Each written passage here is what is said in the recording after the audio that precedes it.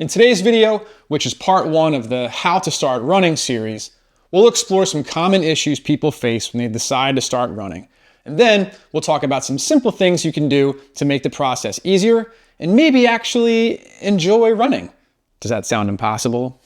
Good. You're in the right place. Let's go.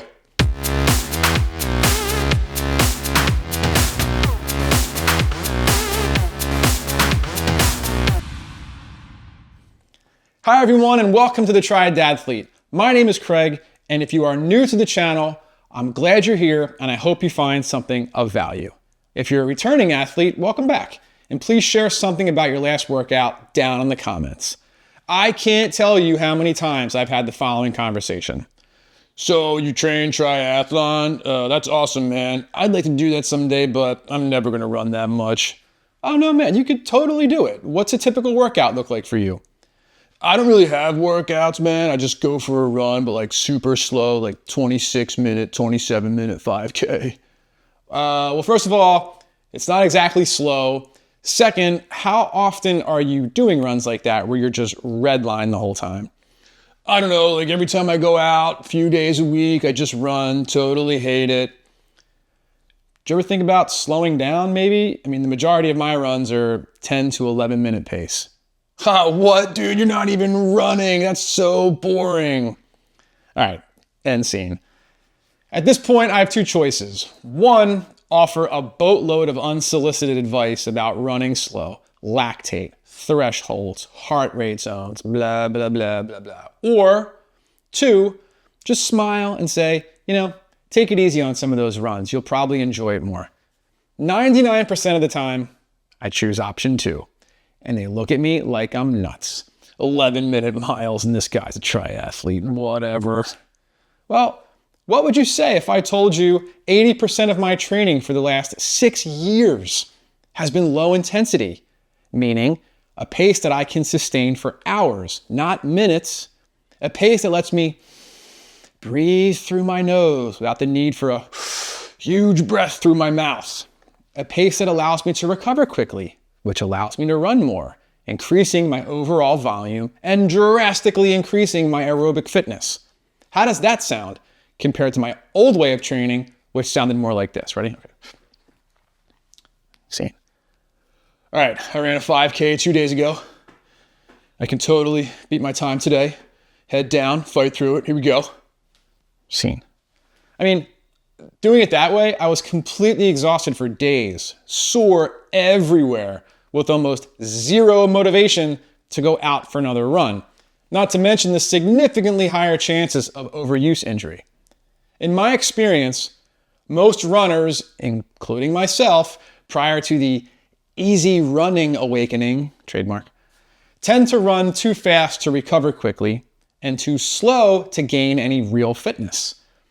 On a scale of 1 to 5, with 1 being the slowest you can go before walking and 5 being a puke-inducing sprint, let's call this zone 3. A gray area, if you will. Not too fast, not too slow. You feel like you're working, but not really sure for what benefit. This is the zone that beginners should probably stay away from, not run exclusively in said zone. You could call this ego running, and it's not your friend. We'll go into detail on the 5 zones in the next video, but for now, just run slow. Slower than you think. The next thing I've observed in new runners is some obsession with mileage. How far did you run? How many miles are you doing? I'm doing 6. Cool, I'll do 10. The issue with this is that while yes, races are typically based on distance, training doesn't have to exclusively be this way. Here's a really simple example. Take a 5K, 3.11 mile, on a flat course in December. It's nothing at all like a 5K hilly course at 12 noon in July, right? Same mileage, wildly different effort required, with an equally different recovery time. There's so many factors that impact effort: temperature, elevation, hydration, fitness, tons of stuff. Miles used as a metric, it's nice to know you can cover that distance for a race, of course, but it's difficult to use it as the only metric in training.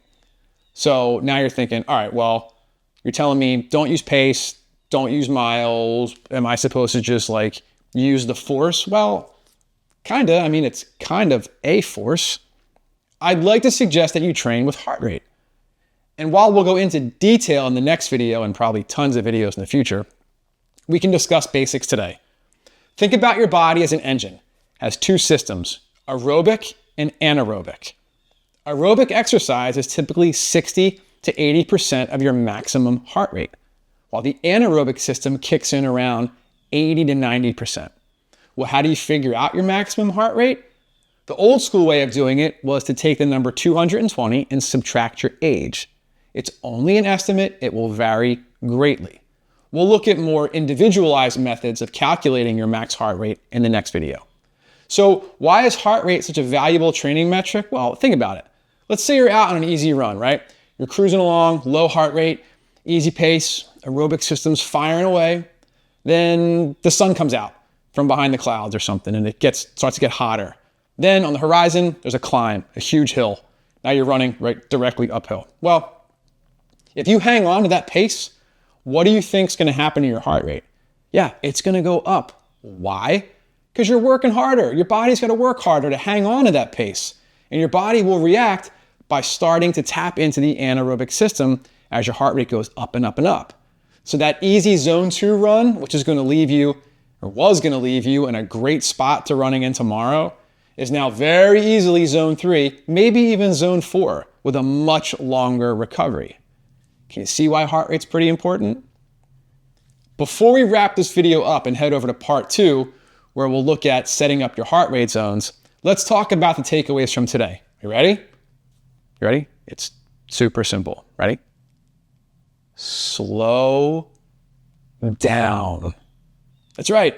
Forget about ego running or looking super cool while you're out on the roads or trails. Forget, for now, distance, pace, all that stuff. As my favorite sports writer, Matt Fitzgerald, talks about in his 80-20 training, he has something that he calls the week of slow. So go out, slow down, breathe easy, keep that heart rate nice and low for one entire week, and then come back and tell me how you feel. And if you want to know a good way to set your pace, if you want to know if you're running the right pace, it should be a pace that it should be a pace that makes you say, geez, I hope nobody sees me out here. So if you enjoyed this video, please like, and if you want to continue on this journey with me, which I really hope you do, please consider subscribing. Thank you, and I'll see you in part 2 of how to start running. See you then.